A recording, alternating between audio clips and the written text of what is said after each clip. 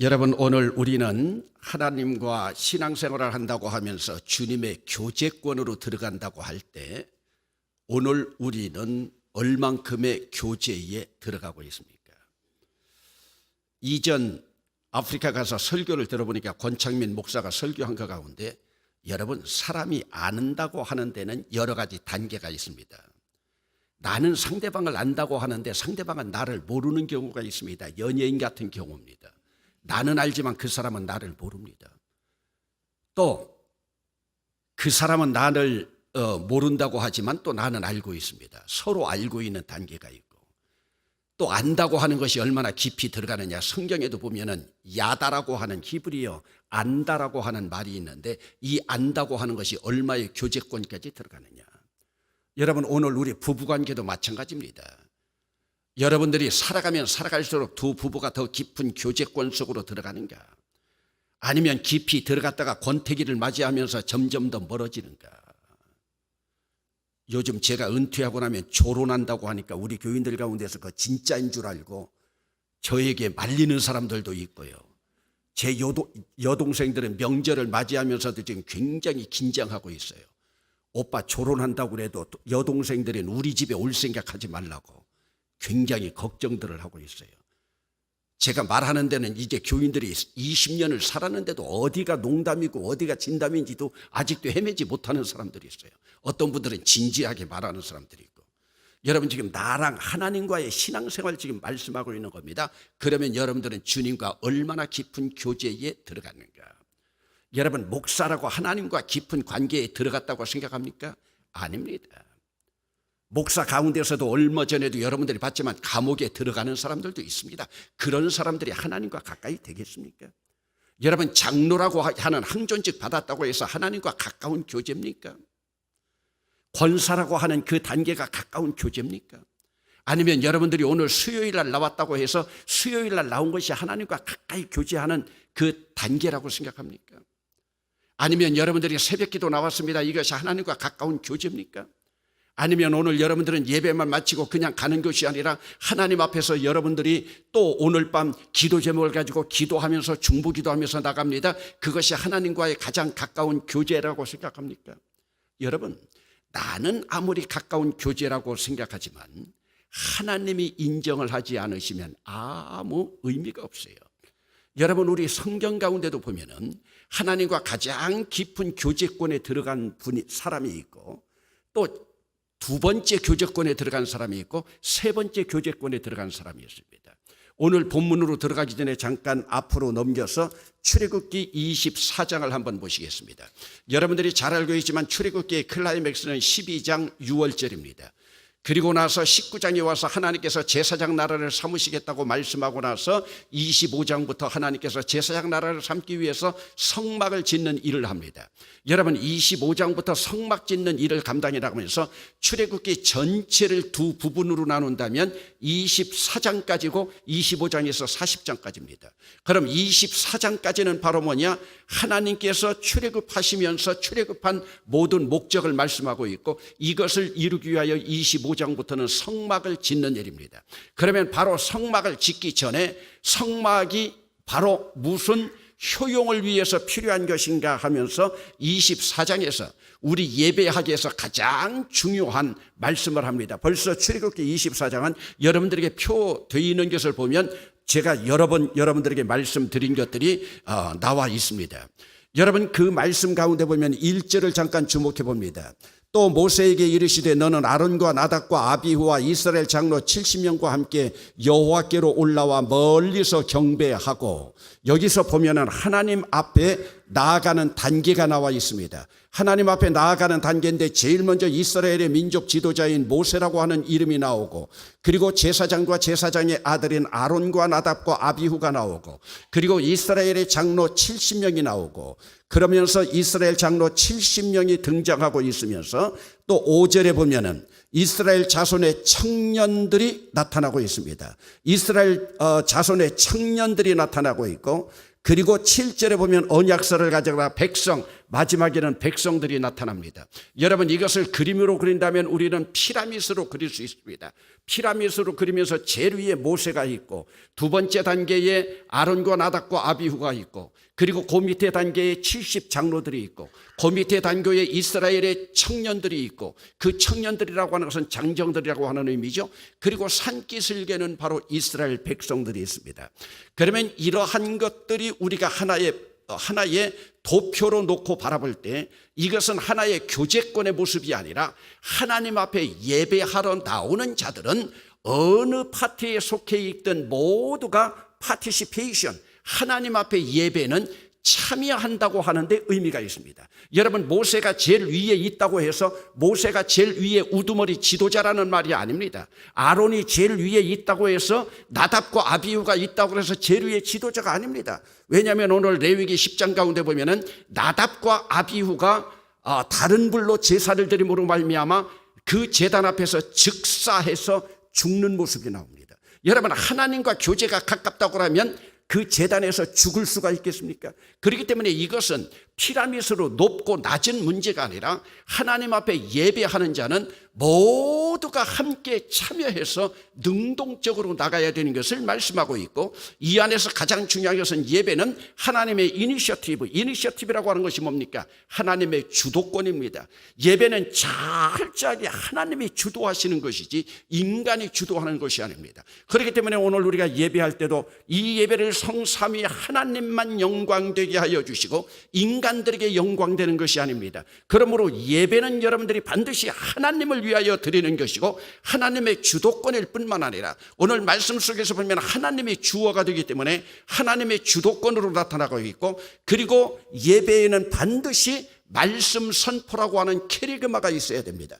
여러분, 오늘 24장 3절에 보면은 모세가 와서 여호와의 모든 말씀과 그의 모든 율례, 여기서 말씀이라고 하는 것이 이것이 로고스 말씀이고 이것이 선포된 말씀의 선포입니다. 그러니까 말씀의 선포만 있어서는 되지 않습니다. 백성들이 그 안에서 다 동의를 하고 있습니다. 그래서 여러분 3절 말씀 가운데도 보면은 모세가 와서 여호와의 모든 말씀과 그의 모든 율례를 백성에게 전하며 그들이 한 목소리로 따라합시다. 응답하는 것은 무엇입니까? 오늘 여러분들이 그 말씀이 그대로 이루어질 줄 믿습니다. 여러분들이 아멘 아멘 하면서 진실로 새벽기도 시간에는 제가 종종 그런 이야기를 하지만 여러분들이 강단에서 장로님들이 기도하고 아니면 대표자가 나와서 기도할 때 여러분들, 제가 제일 답답한 것은요, 기도자만 기도하고 있고 여러분들은 그냥 눈 감고 있는 거예요. 그것은 예배가 아니에요. 여러분들이 정말로 저 기도대로 될 줄로 믿습니다. 여러분들이 아멘으로 받고 여러분들이 진실로 받고 그럴 때 그 기도가 바로 나의 기도가 되는 거예요.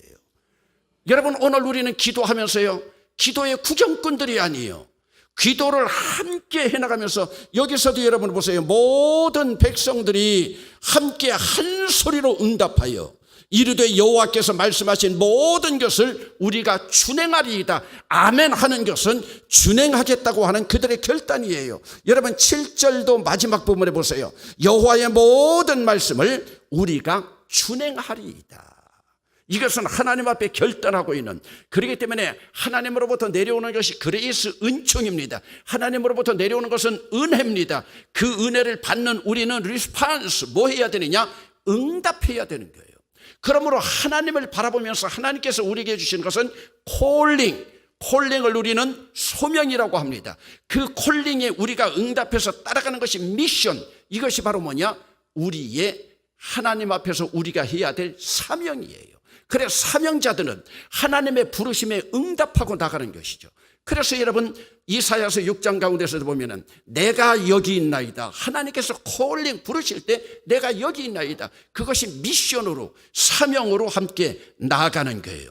그러면 예배는 또 이것만 가지고 끝나는 것이 아닙니다. 예배에는 또 반드시 6절에 보면은 모세가 피를 가지고 거기 피가 나오고 있습니다.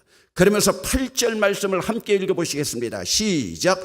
모세가 그 피를 가지고 백성에게 뿌리며 이르되 이는 여호와께서 이 모든 말씀에 대하여 너희와 세우신 언약의 피니라. 여러분들은 이미 언약의 피에 밑줄이 쳐 있을 거예요. 언약의 피니라. 이 언약의 피라고 하는 이것이 바로 우리 성만찬의 중심이 됩니다. 오늘 우리가 개신교로 종교개혁 이후에 나타나서 우리가 성만찬을 매주일 하지 않지만은 초대 교회의 전통으로 보면은 사실은 성만찬이 매주일 이루어져야 되는 겁니다. 성만찬이 이루어지는 것이 뭐예요? 내가 매일 죽고 그리스도 안에서 매일 산다. 그렇기 때문에 매일 죽는 이 성만찬 예식의 언약의 피가 있어야 됩니다. 그러면 여러분들은 오늘 이 말씀 가운데에서도 바라볼 때 오늘 우리가 무엇으로 하나님과 가장 깊은 교제권에 들어갈 수가 있느냐. 여러분 오늘 본문 24장을 조금 살펴보면 하나님과 가장 깊은 교제권에 들어간 것은 24장 15절 말씀을 한번 보시겠습니다. 모세가 산에 오르매 구름이 산을 가리며 여호와의 영광이 시내 산 위에 머무르고 구름이 엿새 동안 산을 가리더니 일곱째 날에 여호와께서 구름 가운데서 모세를 부르시니라. 또 17절 산 위에 여호와의 영광이, 이것이 지금 가장 깊은 교제권입니다. 여러분들이 이전에 성막론을 공부한 사람들은 여호와의 영광 하면 여러분들이 제일 먼저 떠오르는 것이 히브리서에서도 배웠습니다. 이것이 바로 지성소의 그림입니다. 지성소의 법궤 위에 속죄소에 여호와의 영광이 임하고 있고 여호와의 영광이 임하는 그곳에 티시리월 열흘날 그 해에 대제사장이 들어가서 그 위에 피를 붓고 온 백성의 죄를 하나님 앞에 고하는 대속죄일이죠. 지금 오늘 본문 가운데 보면은 여호와와 가장 가까운 교제권에 이르렀다고 하는 것은 여호와의 영광에 이르는, 이 영광의 빛은 세상의 다이아몬드 빛이나 금빛과 비교할 수가 없습니다. 지금 이 가장 깊은 교제권 속에 우리 성경에서 누가 들어가느냐? 모세가 들어가 있습니다. 그런데 예수님이 십자가의 보혈로 휘장이 갈라짐으로 말미암아 신약시대에 와서는 바로 우리가 이 교제권에 들어가기를 주님께서 원하시고 있습니다. 그래서 여러분 히브리서를 이전에 공부했지만 히브리서의 총 주제는 뭐예요? 히브리서 7장에 나와 있는 것처럼 멜기세덱의 반차를 조천 대제사장이신 예수 그리스도를 따라 휘장 가운데로 열어놓으신 새로운 살길인 지성소로 들어가자. 그러니까 오늘 우리 신앙이 지성소까지 들어가는 신앙이어야 돼요. 여러분 그냥 물리적으로 바라본다고 하면 여러분들이 지성소까지 들어가는 신앙이라고 하는 것은 여러분들이 주일날 오고 나면 영적으로 여러분들이 어디까지 와야 되느냐? 강대상까지 여러분들의 그 하나님과의 교제가 여기까지 와야 되는 거예요. 이전에는 이 자리는 대제사장이 아니면 이 자리에 들어오는 대로 그 자리에서 다 죽었습니다. 대제사장도 회개하지 않고 들어오면 죽었어요. 그러나 신약시대는 우리의 모든 죄가 예수님의 십자가의 보혈로 용서함 받고 오늘 우리가 사죄의 확신이 있기 때문에 오늘 우리가 지금 신앙생활을 하고 있지만은 여호와의 교제권 가운데 가장 가까운 지성소까지 들어오고 있는가? 여러분 이것 지성소는 바로 하나님의 영광의 빛으로 가득 찬 곳입니다. 그러면 둘째 교제권은 어디냐? 여러분들이 9절을 보시면 되겠습니다. 24장 9절에 보면 둘째 교제권입니다. 모세와 아론과 나답, 거기 모세는 제외하고 아론과 나답과 아비후와 이스라엘 장로 70인이 올라가서 이스라엘의 하나님을 보니 그의 발 아래에는 청옥을 편듯하고 하늘같이 청명하더라. 하나님이 이스라엘 자손들의 존귀한 자들에게 손을 대지 아니하셨고 그들은 하나님을 뵙고 먹고 마셨더라. 이것이 둘째 교제권입니다. 이것을 여러분들의 성막론으로 보면은 여러분들이 어디에 해당되느냐? 성소에 해당됩니다. 성소에는 뭐가 있었습니까? 떡상이 있었고 진설병을 놓는 떡상이 있었고 금촛대가 있었고 향단이 있었습니다. 금향단이라고 하는 것은 기도하는 것이죠. 그러면 여러분 성소를 구성하고 있는 것은 바로 뭐냐? 금빛입니다. 금빛이에요. 오늘 우리의 신앙은 성소까지 들어가는 금빛 신앙까지 나아가고 있는 거야. 여러분 촛대도 다 금으로 만들어 놓았어요. 그런데 여러분 여기서도 지금 보세요. 하나님께서 둘째 교제권에 들어가 있었던 아론, 나답, 아비후. 그런데 여러분 둘째 교제권에 들어갈 그러한 위치에 있는 나답과 아비후가 다른 불로 하나님 앞에 제사를 드리니까, 여기 다른 불이라고 하는 것은 여러분들이 기억할지 모르지만 제가 아프리카 가기 전에 그전 수요일 날 갈라디아서 1장 6절을 말씀하면서 다른 복음은 없습니다로 설교했습니다. 다른 복음은 없는 거예요. 우리 기독교에서 예수 그리스도의 십자가의 보혈 외에는 다른 복음이 없는 줄로 믿습니다. 오늘도 수요일 날 여러분들이 기도하면서 하나님 저에게 분별의 영을 허락해 주시옵소서. 분별의 영이 없으니까요, 신천지도 신천지가 뭔가도 모르고 따라가고 다른 제단 앞에 가서 무릎 꿇고 아무 데나 가서나 그냥 안수해달라고 여러분 머리 디밀고요. 여러분, 저는 이제 마지막 은퇴할 때까지 무엇으로 우리 교인들에게 심어줄까? 다른 복음은 없습니다. 예수님의 복음도 십자가의 복음 이외에는 다 가짜 복음인 줄로 믿습니다. 그래서 갈라디아서 1장 6절에 다른 복음은 없다. 다른 복음은 없다. 심지어는 예수님의 제자인 베드로까지도 다른 복음을 가지고 왔다가 사도 바울에게, 새카만 신앙의 후배에게 꾸중을 듣잖아요. 제가 외국에 선교 여행이나 이렇게 나가봐도요, 지금도 우리 저기 정수와 선교사와 계시지만 중국 같은 데도 가서 보면요, 미신적인 복음들이 얼마나 판을 치고 있는지 몰라요. 그래서 그런데 나가 있는 선교사들이 지금 가장 애를 달는 것이 뭐냐? 한국에 이단들이 들어가 있지 않은 곳이 없습니다. 필리핀을 비롯해서 모든 외국, 아프리카도 이번에 가봤더니 르완다 땅도 마찬가지예요. 그래서 우리가 이 시대는 바른 복음을 찾기가 참 힘이 듭니다. 그런데 여러분, 둘째 교제권에 들어가 있던 아론, 나답, 아비후, 여러분 보세요. 지난주에도 여러분들이 말씀드렸지만 출애굽기 32장, 여기에서는 둘째 교제권이 있다가 32장에 가가지고 아론이 주도해서 뭐를 만듭니까? 금송아지 만들잖아요. 애비가 그러니까 그 자식들 그 자리에서 죽잖아요. 조금 이따 레위기로 가보면요, 거기서 죽잖아요. 왜? 다른 불, 다른 복음. 그러므로 우리가 이 시대에요, 정신 차려야 돼요. 그러면 셋째 교제권은 뭐냐? 셋째 교제권은 여러분 11절을 한번 보시겠습니다. 셋째 교제권은 12절 이하에 나타나 있는 11절에 나타나 있는데,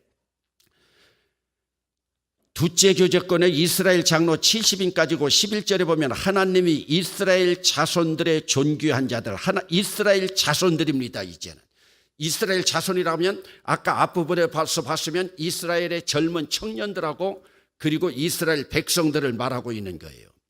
이것이 제3 번째 교제권이라고 하면서 이것은 일반적으로 이제 성막으로 바라보면 성막들입니다. 성막들에는 뭐가 있어요? 번제단이 있고 물두멍이 있죠. 여러분 출애굽기 이왕 찾았으니까 27장 19절을 한번 봅시다. 출애굽기 27장 19절 함께 읽어보시겠습니다. 시작. 성막에서 쓰는 모든 기구와 그 말뚝과 뜰의 포장 말뚝을 다 노스로 할지니라. 노스에다가 동그라미 치세요. 노시라고 하는 게 뭐예요? 구리죠. 구리. 그러니까 여러분 성소까지는 뭐라고 그랬어요? 금이라고 했어요. 그러나 성막 뜰은 노스로 돼 있어요. 노. 그러니까 단계가 하나하나 노스에서부터 금으로, 그리고 제일 안에는 하나님의 영광으로 나타나 있죠.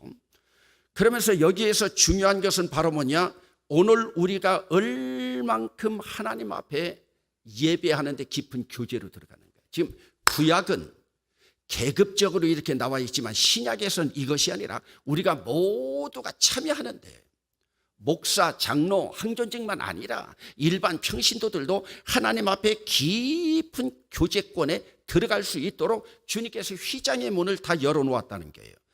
여러분, 우리가 지난주에 공부했던 출애굽기 32장을 한번 봅시다. 출애굽기 32장.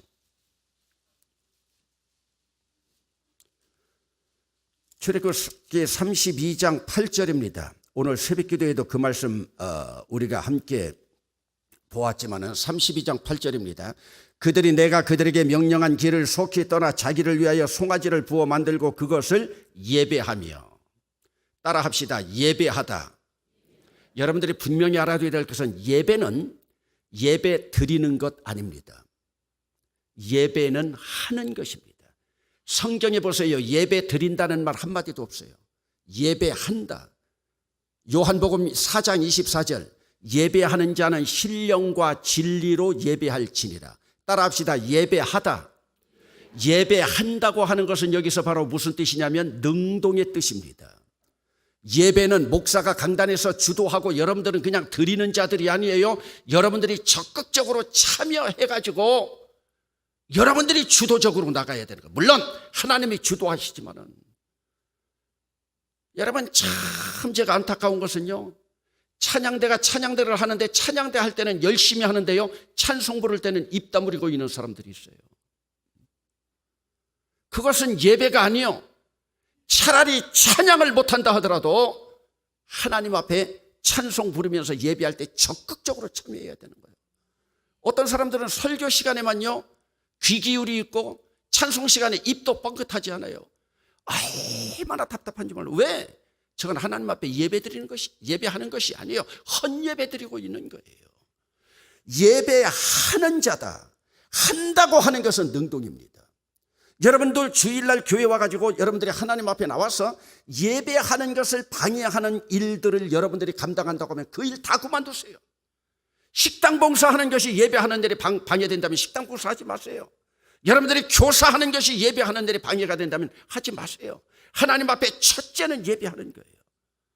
여러분 나사로 집에 예수님이 갔을 때에 여러분 마르다와 마리아가 있지 않았잖아요. 오늘 우리가 인간적으로 볼 때 마리아가 얼마나 얌체같이 예수님이 감히 오셨는데 마르다는 부엌에 가서 예수님 대접하려고 식사 준비하고 있는데 마리아는 성경책 가지고 예수님 앞에 무릎 꿇고 있잖아요. 마르다가 볼 때 얼마나 얄미워요. 주님, 마리아 좀 책망해가지고 나 좀 도와달라고 하시오. 그때 뭐라고 그럽니까? 예수님이 마리아는 본질을 깨닫고 지금 내 말씀을 들을 준비가 돼 있고 너는 지금 본질을 떠나서 부수적인 것을 위해서 있구나.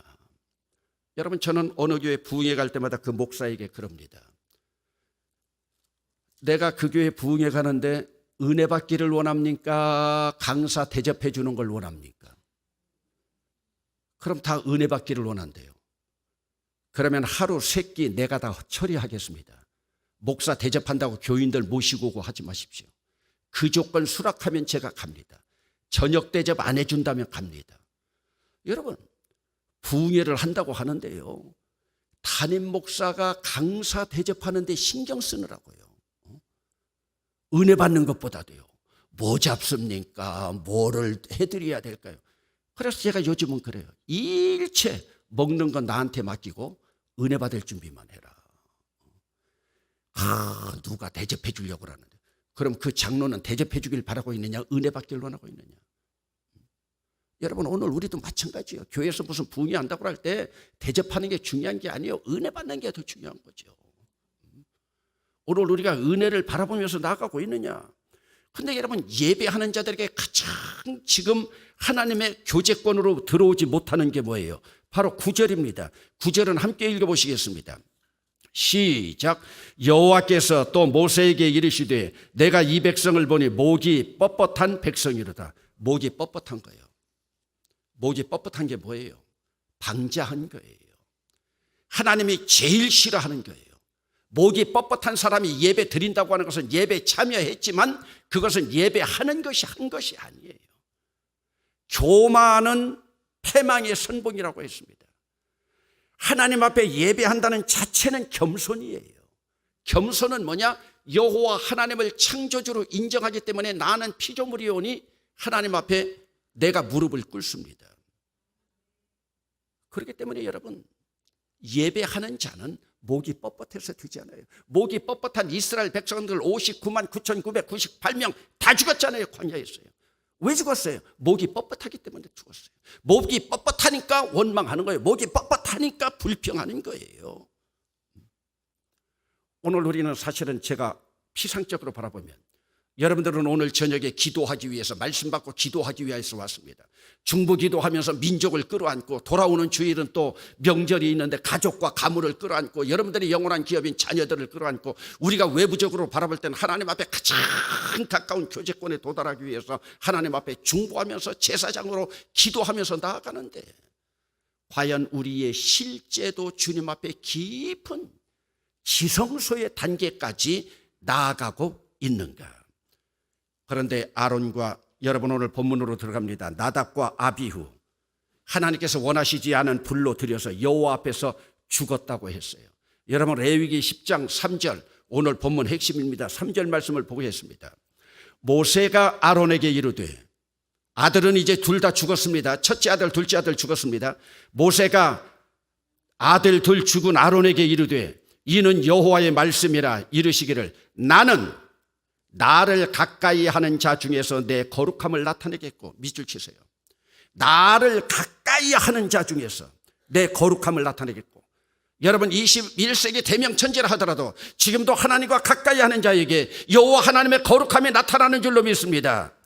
나를 가까이 하는 자 중에서 내 거룩함을 나타내겠고, 온 백성 앞에서 내 영광을 나타내리라. 영광 동그라미 치세요. 이 영광은 모세가 출애굽기 24장에서 하나님의 영광에 이른 가장 가까운 교제권입니다. 아론이 지금 말을 하지 못하고 있죠. 왜?